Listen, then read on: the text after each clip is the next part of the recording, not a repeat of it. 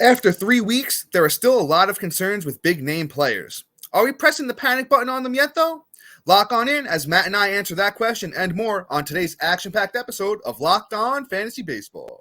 You are Locked On Fantasy Baseball, your daily fantasy baseball podcast. Part of the Locked On Podcast Network, your team every day.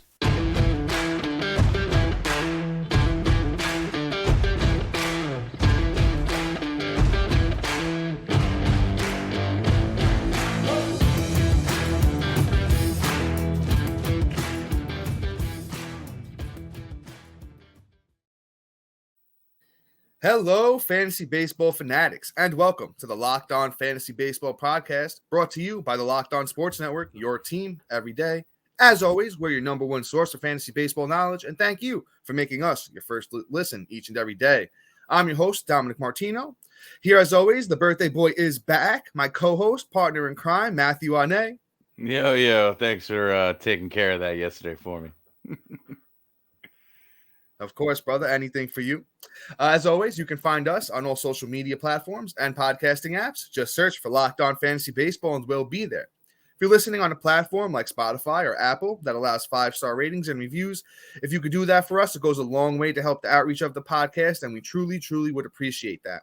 If you're watching on YouTube, you just hit that little bell below. It subscribes you to the channel, also gives you a notification every time we drop a new episode. And also, once again, if you're watching on YouTube, be sure to like and comment because we love to talk fantasy baseball with you. On today's episode, Matt and I are firing up the old worryometer, and we're talking about, just some big name players that have been struggling a lot.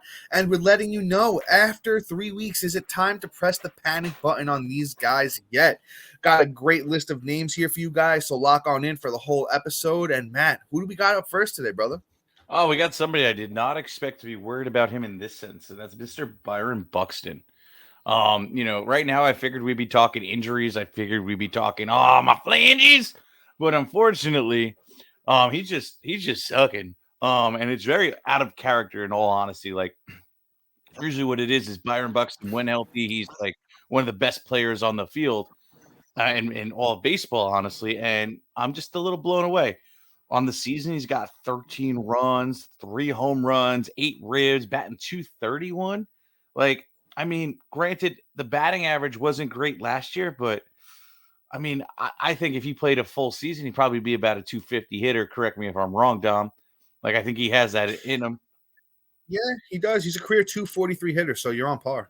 Right. And I mean, the stolen bases are, I'm not really surprised they're not there, but like the bombs and the ribbies, like I'm just blown away, especially with the way his team is playing too. Like, you would figure he at least get some runs in, but he's just not putting the bat to the ball. And that's actually got me really worried about Byron Buxton in that manner. So what I would probably have Byron Buxton as probably like a good old 5, where like, hey, I'm a little hesitant. So like, I don't even know if I'd say he's a buy low, because he's one of those people I'd probably trade away. So if anything, what I would do is right now, if I'm a Byron Buxton holder, I'm doing one of two things. I'm either selling and I'm including him in a package for a better player, or I'm holding and I'm just going to, sit there and just see what I could do and maybe not play him right now. But I'm definitely nervous. Yeah, Matt, you broke that down very, very well. I'm on the same page with Buxton. I'd probably give him a 5 as well. The thing is he hit 28 home runs in 92 games last year.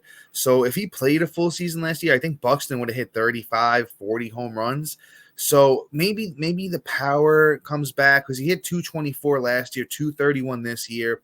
I think maybe he's swinging for the fences, because before that it was 306, 254, 262. So he had 3 years of pretty decent batting average. Once again, you broke him down pretty well. I'm just going to throw out, over the last 7 days, Byron Buxton is 3 runs, a home run, 3 RBIs, no steals, hitting .217. So, man, once again, I'm not buying low on him, because he can get hurt in an instant and he could miss the rest of the season. He has a history, a track record of doing that. Him and Alberto Mondesi have their own wings in the hospitals, as we like to say. So, once again, with Buxton, not really too much actionable you could do here. If you could sell him, sell him. If not, I guess you kind of got to stand pat and just hope that Hope that the power shows back up. Mm-hmm. But let's move on to our next guy here, and that is one of the young guns, no pun intended, Gunnar Henderson. And oh man, I did not foresee this coming with a young Gunnar, and the Orioles have been actually playing pretty well. So not sure exactly what's going on here. On the season, Gunnar has 13 runs, 1 home run, only 3 RBIs, 1 steal, a 183 batting average. Damn, man, he's been great his whole minor league career. Last year he came up and he played pretty well. It's just the last week, especially 1 run, no home runs, 1 RBI, no steals, batting 200 for Gunnar. It's tough, man. Let's just say that last year when Julio and Bobby Witt came up, they had combined for 0 home runs through the first month. So let's give Gunnar a little bit of benefit of the doubt. I will say I'm probably at a 4.5 though on the worryometer here for Gunnar Henderson, because last year in his small little sample size, he was actually pretty decent in 34 games last year. Gunnar had 116 at bats, 12 runs, 7 doubles, a triple, 4 home runs, 18 RBIs, a stolen base, and he hit 259. Yeah. So I'm not really sure what's wrong with him at the moment. He doesn't look broken, but man, just tough start for Gunnar Henderson.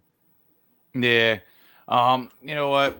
This is going to be a curious case right now with Gunnar Henderson. I really figured he would translate, but the indicators that he may have had a slow start or even a bad first season is just based off of how he performed this spring, which wasn't too great either. When I started going through things, he kind of fell down my rankings just based off of the fact that his spring wasn't as pretty as I thought it would be. Wasn't no Jordan Walkers. And I'm just a little scared for him. I'm about a 6 on him, I might say. But, that's enough about Gunnar. Dom, you did a great job. Okay. Let's move on to Mr. Jazz Chisholm. Somebody else we are a little concerned here. I'm about like a 3, maybe 4 on him, though. He may be a slow starter or something like that because he just hit a bomb tonight, I might add. So he's stealing bases. He's got 7 stolen bases on the season. He's got 7 runs, 4 bombs now, and 9 ribs. But the batting average is low. I mean, it's not like he's going to like blow you away in the batting average category. He's a 254, maybe 260 if you're lucky.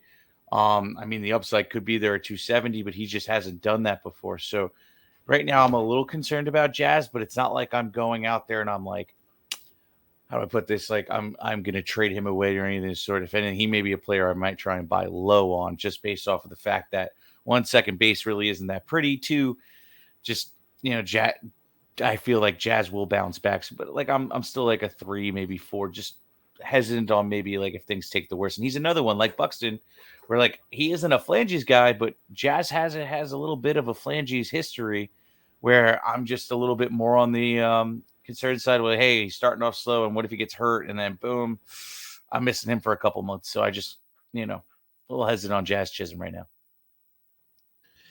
Yeah, Matt, I'm with you there on Jazz. It's tough to say. I'm not worried about him doing what he does in terms of the power and the steals, right? It was just that he was so highly touted coming into this season. After last year, he had the stress fracture in his lower back that caused him to miss like 60% of the season. So I don't know if that's flaring up on him. He's the steals department. He's getting it done. He's got like 7 steals on the season. But as Matt mentioned, that batting average is just really bad at 207. The past 7 days, not including today, Jazz has 1 run, 1 home run, 3 RBIs, 3 steals, batting 130. He's a career 239 hitter. So at this point, I'm not expecting anything more than 240, maybe 250. But in the terms of power and speed, he could still go 25 bombs with, let's say, 35 steals, which are still going to help you in, fantasy. Just that where he was drafted was so high this year. I think he was going like the 3rd round, 4th round, which it might not pay off if he only hits 210, 220. The steals and the bombs will be nice, but he's not going to really help you too much in the runs or the RBIs because that Miami team is not very good. Not really anybody to drive him in or for him to drive in. So we might be in for a little bit of a disappointing Jazz Chisholm season here. Don't hold me to that because I still like the kid and I think he's got upside. It's just that I want to see some progression at 25 years old from the kid after, having 2 injury-plagued seasons and, so much promise that's why I'm holding him kind of high. But real quick, guys, our new sponsor, So Rare, is a revolutionary fantasy baseball game and marketplace transforming fans into owners. With officially licensed digital cards featuring players from across all 30 MLB teams, it's unlike any other baseball platform.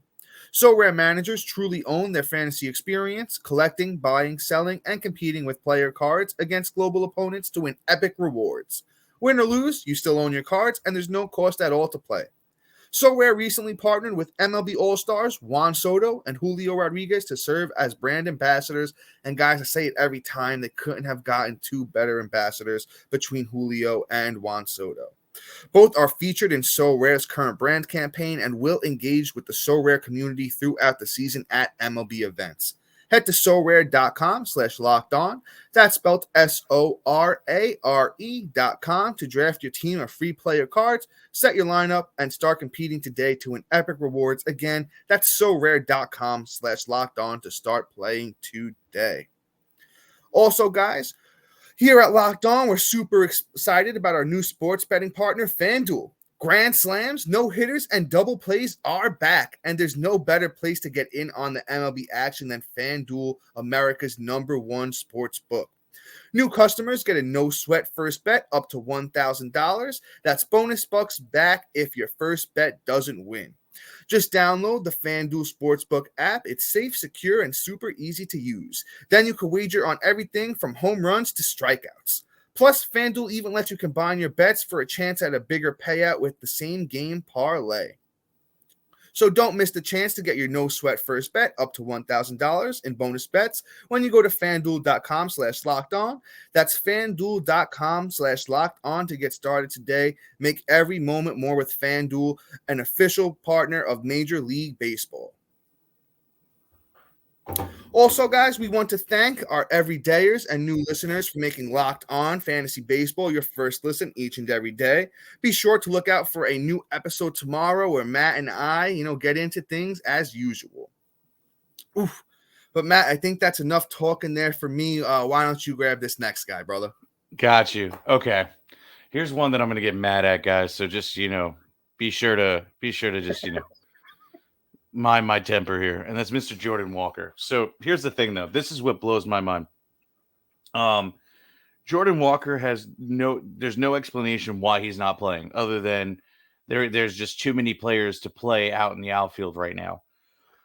With the return of the Newt, and apparently this other dude, what's his name again, Dom? I don't want to butcher it. Alec Burleson. Yeah, Burleson, who is not good, who's hitting like 250, is just playing over Jordan Walker for the last 2 nights, which really is getting me frustrated because Jordan Walker on the season is hitting 274. He has 8 runs, 2 bombs, 11 ribbies, 2 stolen bases. He started off the season hot as hell. What everybody knows, he didn't miss. He went like, what was it, like 12 games in a row, a hit streak before he finally stopped. So like, yes, I'm blown away. Like, what, he has 1 bad week, right? So last week he batted a little under 200. Whoop-de-doo. How many MLB players have a little cold week? I'm sorry. It happens. You only have to hit the ball 30% of the time, which is 300, to be really good at this game. And that's like being really good hitter. Guys that hit 250 are 25% of the time. So like, why are we playing with a young kid, who's hot and developing still, and messing with his first shot at the bigs? It just makes no sense to me, and it really is bothering me because, I mean, you're gonna damper on his progression and how fast he can become an all-star. So yes, I actually am worried if this continues again. If he's not playing tomorrow and this kid Burleson is playing, or if they move in Dylan Carlson, I'm gonna be really scared. Like, I'm not even gonna front. Like, I mean, in Dynasty League, he's a stronghold because ultimately he's gonna be your value. Like, there's no question about it. But in a redraft league, I might want to move him. I might want to say, hey, like, maybe get him off my team, sell the upside. Hopefully they're not paying attention like you are, that he hasn't played in the last 3 days. And you can kind of move him off for something good, because you probably could package him and something small and get a big name player. It's just this is really, really upsetting for me because I mean Jordan Walker has all the upside in the world, and I'm about like a 5 or a 6 right now. Yeah, man, I'm right there with you. I was gonna throw out a 6 here for Jordan Walker, and the thing is, it's not so much about his talent; it's about the playing time with Jordan Walker. The last 7 games, he sat down 4, including today, and then he going back to April 14th, it was like he sat 5 out of the last 11, and the performance hasn't been really bad, for him, but getting inconsistent playing time, it's tough. I was talking about this, yesterday on the pod when, you're waking up every day, you don't know if you're going to be in the lineup. It's hard to lock in. It's hard to just stay in that locked in form. The guy, as Matt said, the first 12 games he played gets a hit in every single one of them because he didn't have to worry about going out there and playing. Now, over the past 2 weeks, not including today, well, he's not playing today, so I guess it does include today. Jordan Walker has 6 runs, no bombs, 3 RBIs, 1 steal, and he's batting 200 with the OPS of 472, which is just not very Jordan Walker like. He killed it down in the minors last year, and the numbers on this year total look pretty solid. So what's the deal, Cardinals? I mean, they're struggling as a team right now. When last year they had a pretty strong year. I think just something switched with the Cardinals from last year to this year. Not sure what it is. But, it's getting really scary for Jordan Walker in redraft. Right now, honestly, I might look to just sell and see what you can get while the numbers still look good. I wouldn't be shocked if it winds up they send him down just to get him everyday playing time. Because why have a kid like this that's 21 years old, one of the best talents, young talents in the league, 20. sitting on the bench? Yeah. No, he's 21. He's 21. Right? Yeah, no. That's what baseball No. Oh, let me double check that. Yeah, no, I think you're right. Yeah, no, I was yeah. May 22nd, so his birthday's coming. Still 20 years old. 20 years old. Like the kid, just why? Why are they doing this? Makes no sense. Matt, I'll be honest with you. I'm just about almost as fired up as you about this Jordan Walker BS. The kid needs to be out there playing. So Cardinals, make this happen. Make this happen.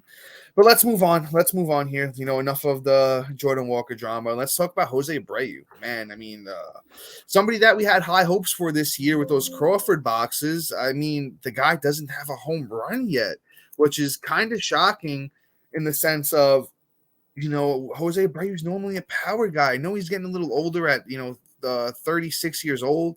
It just doesn't make a lot of sense. He did only hit 15 home runs last year, but it was 30 the year before, 19 and 60 games in the short season of 2020.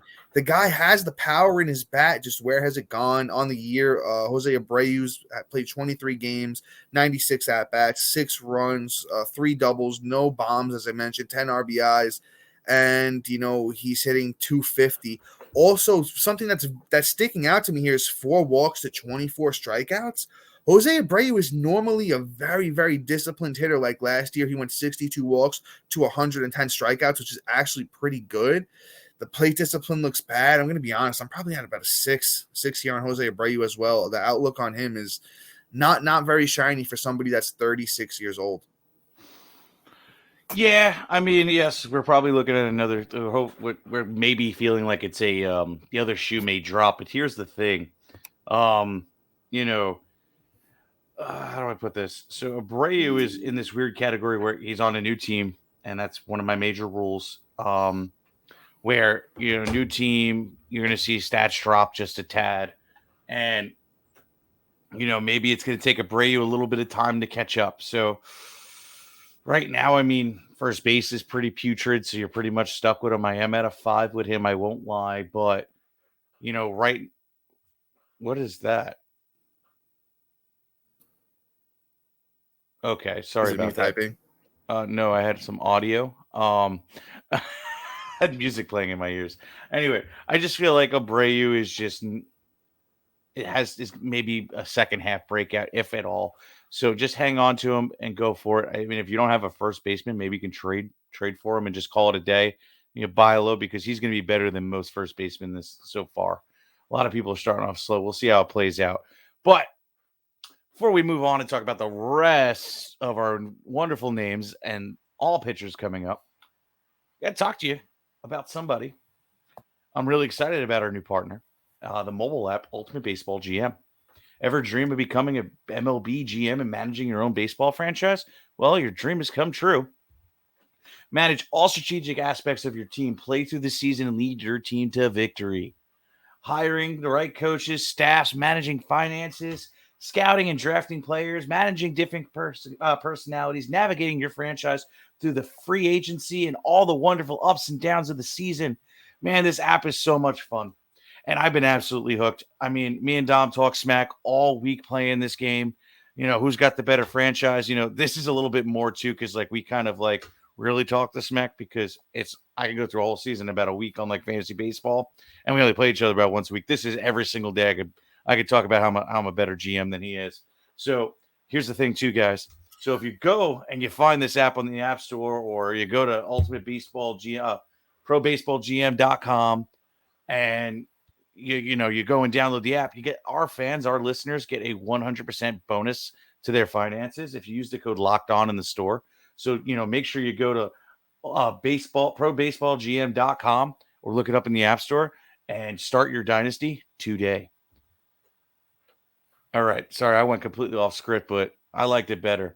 And I didn't throw up the banner, so we're doing good today. Sorry, guys. Just so everybody has it. Boop. There you go. Anyway, all right. Let's move on to our next guy here. Mr. Chris Sale. This one is ugly. We all didn't draft him high. We didn't have to pay a high price, but we figured, okay, maybe we'll be able to sneak him in, and maybe he'll be an all-star and bounce back to the good old Chris Sale that from the heyday of a couple of years ago. But unfortunately, it doesn't look that way. So right now in the season, he has an 8.22 ERA.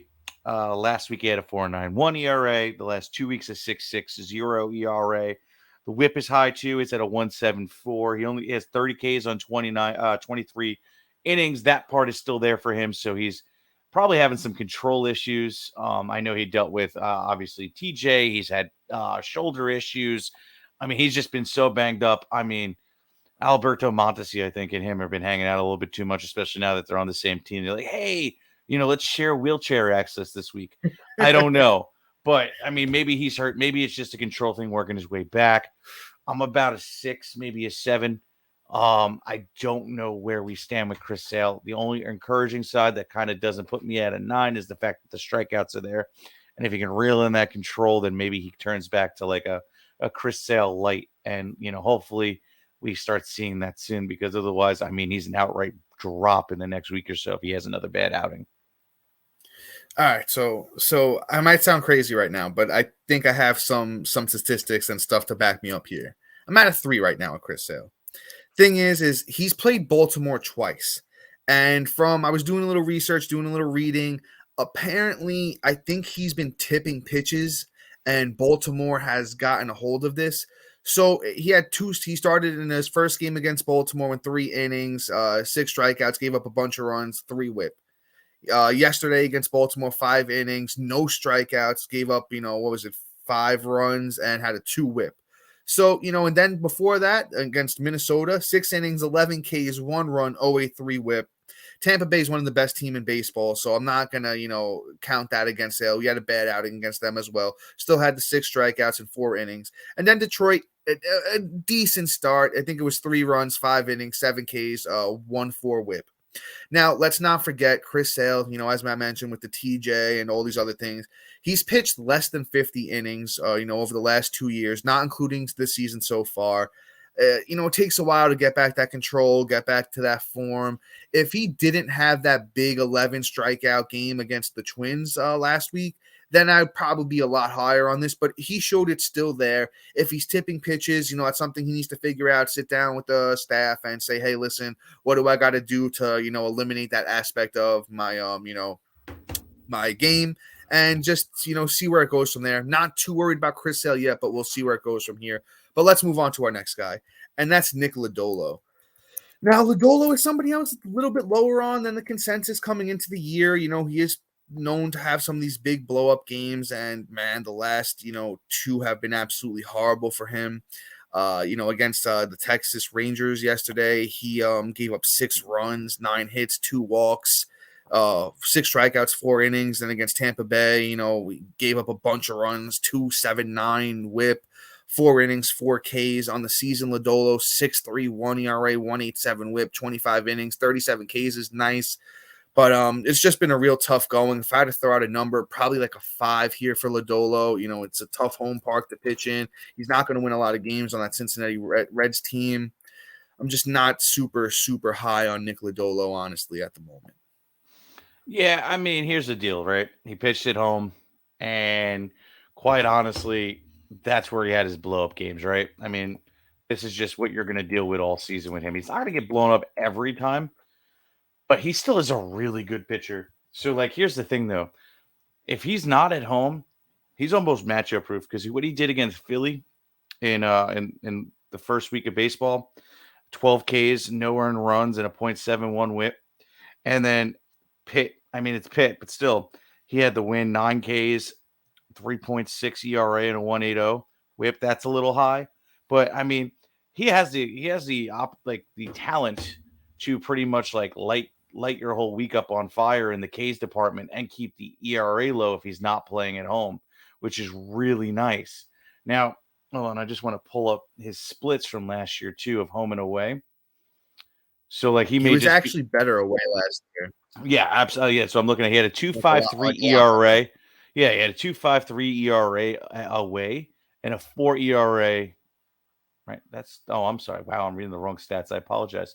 God, I hate Baseball Reference. I can't even lie. I know for a fact that he was a lot better home, actually. A lot better at home, actually. Yeah, he was a lot better at home than on the road last year. Yeah, he had a 2.85 ERA versus a 5.11. So yeah, it's odd that it's now flipping, but maybe he figures it out. Maybe he's just trying to strike out everybody under the sun, which a young pitcher Blake Snell had those issues. And when I'm seeing a 2.79 whip and a 2.75 whip, that means he's just having a little bit of trouble placing the ball. He was somebody going into the season I was pretty high on. So I'm not out on him. I am about a 4 right now. If he has another bad start, maybe a 5. Honestly, you could probably go out and trade buy low on him for almost nothing. Probably a waiver wire player right now for him, and see if you could take a chance on him. If you have him, I don't blame you if you want to get rid of him, but do not drop him. He's a hold and then play the matchup. Don't drop him. Yeah, because there is indicators that he's going to go up from here. So just be patient and let's see what happens. All right, but let's move on here. Let's talk about Lance Lynn. This is his second appearance on the Worryometer Wednesday show, and with good reason. He got lit up again. He's had 3 bad appearances. Well, pretty much 4. So against Toronto at Toronto, 7.20 ERA. Against Philly at home, 8.44 ERA.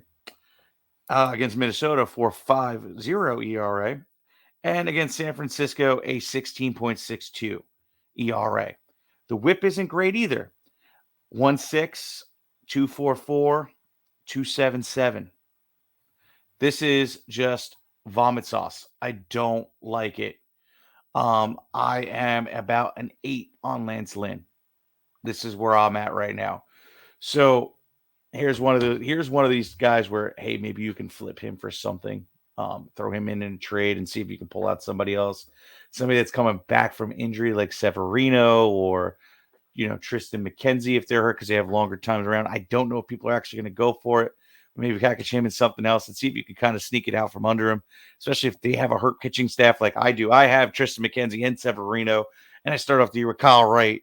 And, my pitching may be hurt. You may be able to take advantage. Look, Lance Lynn just had a couple of rough starts, played a lot of good teams. He's going to turn it around. Really try and talk him up and really give him a good old sloppy and, say, hey, man, Lance Lynn is going to bounce back. Let me get this guy off who's just eating up your IL spot. And let me help you out here. So, Lance Lynn, about an 8. Try and get rid of him, honestly, in my opinion. Matt, great analysis there on Lynn. We've been in sync today. We didn't even talk about where we're going to have these guys. I'm an 8 on him as well. Lance Lynn, guy's 36 years old. I think it might be time that he just throws in the towel. He had the injury at the beginning of last year, was great at the end of last year. So I don't know what changed. Guys, I think it's almost time that, Lance Lynn is about done. Who does he get next time out? Tampa Bay. I'm not starting him against Tampa Bay. He's probably going to get lit up again. If there's another 2-3 weeks of this, he might be a drop candidate. We'll keep you posted on Lance Lynn. He'll probably make another appearance on Where We Are on Wednesday at some point. But let's go on to our last name, and that is another young buck, actually another former top prospect of the Baltimore Orioles. It's Grayson Rodriguez. And with G-Rod, it's weird because, we all thought he was going to make the opening day roster. He didn't make the opening day roster, and, they had him down in the minors for a little bit. And, they finally said, all right, let's get him up here. Let's see how it goes. And it's been a bit of a tough go for him here in the bigs. So far, Grayson has 19 innings, 25 strikeouts, 5.12 ERA, and a 1.60 whip. He was actually, encouraging in his last start. It was against Detroit, though. 5 innings, 6 Ks, no earned, and the 1.6 whip is still super high. Before that, he got lit up by the White Sox. He got destroyed by the Oakland Athletics, who aren't really destroying that many pitchers right now. He does get Detroit again on the 28th, so there might be brighter days ahead. Right now, I'd give Grayson 4. Not super worried about a young pitcher trying to adjust to the big leagues at, 23 years old. There's still a lot of upside for Grayson. Probably a buy low candidate at the moment. Throw out some buy low offers. Hey, if you could trade Lance Lynn for Grayson Rodriguez, go for it by all means. And I think that's something you should definitely look into. I'm still a big G-Rod fan. Yeah, I mean, Grayson, we all got to, stop. I guess a lot of people probably overreacting to how he's performing. And I can understand why, because he's highly touted prospect coming up for the first time. And I mean, how do I put this? Sorry about this. So essentially what I'm getting at is I think he's like Dom said, he's going to be, he's a great buy low candidate. I apologize, guys. I'm also trying to pull up something, but I mean, hey, we still got to remember that this kid is first time seeing real talent here outside of spring training, which really don't count. So, I'm not too concerned here. I'm trying to compare him to Logan Gilbert right now. This is who I was pulling up. So Logan Gilbert, when he first got called up to the bigs, right? He had a 5.94 ERA in the month of May. That was through 2 starts and 16 innings pitched. In June, he figured it out. He had 2.79 ERA. In July, he had a 3.76. Got lit up in August in 3 starts, but then brought it back down to a 2.7. So this is kind of where we might be able to see is like, hey, listen, he's adjusting. We just got to be patient. And maybe all he needs is a nice couple starts under his belt to get a little confidence, right? So hey, this Detroit thing could be a nice little fluffer before the breakout. So like Dom said, this is probably the right time to go and buy low on Grayson Rodriguez and see what happens. Because I think this is just a matter of a little bit of the yips and a little bit of the adjusting to the talent. Because Grayson Rodriguez definitely got it. He's a stellar pitcher and a great talent. All right, Dom, take this bad boy away. Yeah, guys, so that is going to be all for us today. Please be sure to like, subscribe, comment, rate, and review if you already haven't. Also, check out our website. It has a lot of good information about us, access to all of our episodes. And also, Matt and I promise you guys at some point we will get to you writing those columns for you guys where we'll have a lot more of a deeper breakdown on a lot of things we talk about here on the show. Also, thank you for making us your first listen each and every day. That goes for our everydayers and new listeners as well. We love all you guys, appreciate the support, and it's been a great year for us so far. Thanks to you guys, our fans. And also, please be sure to look out for a new episode tomorrow where, Matt and I do our usual routine here on Locked On Fantasy Baseball and provide you guys with some of the best fantasy baseball, podcasting in the industry as far as I'm concerned. And until then, guys, see you tomorrow. Peace.